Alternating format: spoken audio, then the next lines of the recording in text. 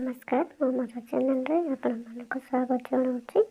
आज आम अलग गोटे सिंपल टाइप गोटे तरकारी रोषे करवा। आम भेंडी तरकारी केमती करवा से मानक जनवाक जाऊँगी। से देखु आम केमती रोषे कर खाऊँ।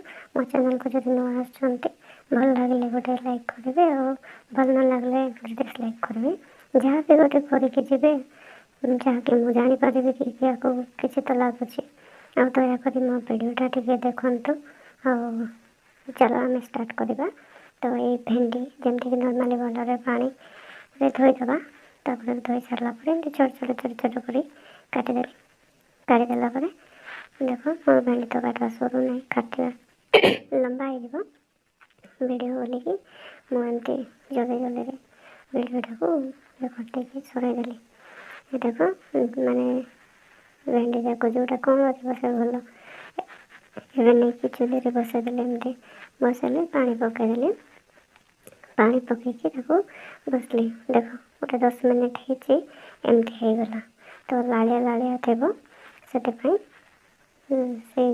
भेंडी तरकारी से आपको टे तेंतुली पकईले से लाल जोड़ा अच्छे से आम घर जो अच्छे पुणा तेंतुली से बतरे रखीदे। आ देख एमती करके बाहर कर देचे तेज पानी या देहरे ढाईदेला तले जोड़ा थी ना कंटी कंटी किसी थी तो से पकईदेव एवं तेंतुली पकईदेली पानी आमती घाटिकी छाड़देवी। छाड़देला जो लालिया अंश था से सरी जाइए। भेंडी सीझा आज गोटे 5 मिनिट छाड़देवा हो जाए सीझी जाइए भी आपको भल से सीझा कंचा कंचा न लगे बोली एवं देख हो जाए। चलो आम आपको टिके तेल पकईदे। तेल पकईले नर्माल जमी करवा कथा सेमती अजाड़देली मुझे लालिया टे तो तले टे लगी जामती पोड़ी न जाऊ बोली टे मझे मझे घाटू थबार अच्छे बसईदेला मुझे घाटुची हेले भी लगिगला भल बेसी पड़े भल लगुनि। चलो आम तेल पकईवा अल्प टे तेल कड़े गरम है पकईदेले पकईदेला आधे जमीक पकईवा कथा सेमती प्याज पकईवा एवं अल्प टे प्याज पकईदे पोड़ा पोड़ा जमी न लगे से चलो आम आधे पोड़ी गला जल्दी टे पकईबार अच्छे है। तो कंचा लंका भेंडी आ प्याज और कंचा लंका तो सेम देखा जाऊँगी सेमती पकईदेलु पकईदे घाटीदेव घाटीदेला आपको जोटा मुझे करूँ सबुदिन सेमती टे हल्दी मर्च मसला जहाँ भी मुझे पकई दूसरी पकईदेला जो भेंडी थी देहरे भल पाचब हेले तेल प्याज सीझा बेले को पकई दूसरी देख पोड़ीज से जल्दी टे घाटिकी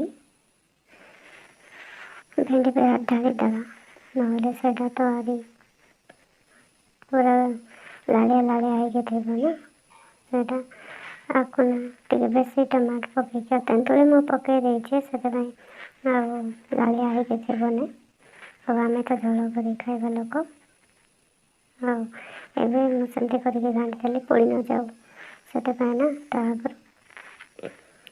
अल्प टे तेंतुली पकई बोलिकी अल्प टे टमाटर पकईल ना खट्टा हो बेसी देख एमती करके टमाटर आगुरी ग्राइंडर कर रखीदी 4टा टमाटर कर सान सान से आधे पकईदेली पकईदेला पोड़ी न जाऊ ये ढालदेवी भेंडी आधे ढाल देकी भल से टे घाटी देकी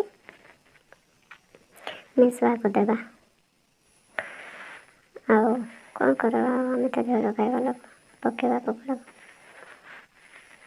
हेले एमती गोटे हाथ हम ना तो देखिकी एमती घाटिकी देख तो भेंडी हो जाए। जब भेंडी पकईवा तो तले जल्दी न लगे ସେଥିପାଇଁ ଗୋଟେ 2-3 ମିନିଟ୍ ପରେ ଛାଡ଼ିଦେବା। ଆଉ ପୁଣି ଦେଖ ଏମିତି ଫୁଟିଗଲାଣି। ଏଇଟା ଯେଉଁଟା ଆମେ ଟମାଟୋ ପକାଇଥିଲୁ ଆଉ ଯାହା ବି ତେଲ ସହିତ ମସଲା ଯାହା ପକାଇଥିଲୁ ଏବେ ଢାଳିଦେଲେ ତଳେ ଆଉ ଲାଗିବାର ଚାନ୍ସ ନଥିବ। ସେଥିପାଇଁ ଟିକେ ଭଲରେ ଘାଣ୍ଟି ଘାଣ୍ଟିକି ଏମିତି କରିଦେବା। ଆଉ ଯେତେ ଜଳ ଦରକାର ନା ସେମିତି ଆମେ କ'ଣ କରିବା, ପାଣି ଢାଳିଦେବା। ଆଉ ମସଲାରେ ଯେଉଁ ଆମେ ତରକାରୀରେ ଯାହା ପକାଇବା ଜିନିଷ ସବୁ ପକାଇ ଦେଇଛୁ। ଆଉ ଟେଷ୍ଟ ଅନୁସାରେ ଲୁଣ ବି ପକାଇଦେଲେ। ଲୁଣ ପକାଇଦେଲେ ବେଶୀ ଲୁଣିଆ ହେଇଯିବ। ସେଥିପାଇଁ ଯେତିକି ଦରକାର ନା ସେତିକି ହିଁ କରିବା। ଆଉ ଟିକେ ସ୍ମେଲ୍ ନ ଆସୁ, ଗନ୍ଧିବ ନହେଲେ, ସେଥିପାଇଁ ତରକାରୀରେ ଟିକେ ଚିକେନ୍ ମସଲା ପକାଇଦେବା। ଆଉ ଭଲରେ ଘାଣ୍ଟିକି ଆକୁ ସେ ଯେଉଁ କଞ୍ଚା ପାଣି ଶୁଖିବା ପର୍ଯ୍ୟନ୍ତ ଏମିତି ମଝିରେ ମଝିରେ ଘାଣ୍ଟି ଘାଣ୍ଟିକି ଏମିତି ଚଲାଉଥିବା। ତାପରେ ଆଉ ଯେତେ ଝୋଳ ଦରକାର ନା ଆଗରୁ ପୁରା ଢାଳିକି ତାକୁ ଫୁଟାଇବାକୁ ପଡ଼ିବ। ଆଉ ଗୋଟେ 10-15 ମିନିଟ୍ ପାଇଁ ଛାଡ଼ିଦେବା। ଇଏ ଦେଖ ଫୁଟିକି ଏମିତି ହେଇଗଲାଣି। ତ ଏ ଦେଖ ଆମେ ଏମିତି ତରକାରୀ ଖାଉ। ଆଉ ଯାହାକୁ ଲଙ୍କା ଦରକାର ସେ ବି ଲଙ୍କା ଖାଇପାରିବ। ଆଉ 15 ମିନିଟ୍ରେ ଝୋଳ ଆଉ ମୁଁ ତ ଯେଉଁ ତେଲ କରିଥିଲି ସେ ତେଲ ବି ଉପରେ ବାହାରିକି ଆସିଛି। ଆଉ ପିଆଜ ବି ପୋଡ଼ିଯାଇଛି। ତ ହେଲେ ବି ଭଲ ଲାଗିବ ଏମିତି ଖାଇଲେ। ଆମେ ତ ଖାଉଛୁ ଏଇଆ ହିଁ। ଆଉ କ'ଣ କହିବ, ଆମ ତରକାରୀ ରେଡ଼ି ହେଇଗଲା।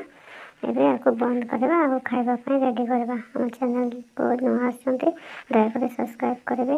ଆଉ ଶେଷ ପର୍ଯ୍ୟନ୍ତ ଏହି ଭିଡ଼ିଓ ଦେଖିଥିବାରୁ ସମସ୍ତଙ୍କୁ ବହୁତ ବହୁତ ଧନ୍ୟବାଦ।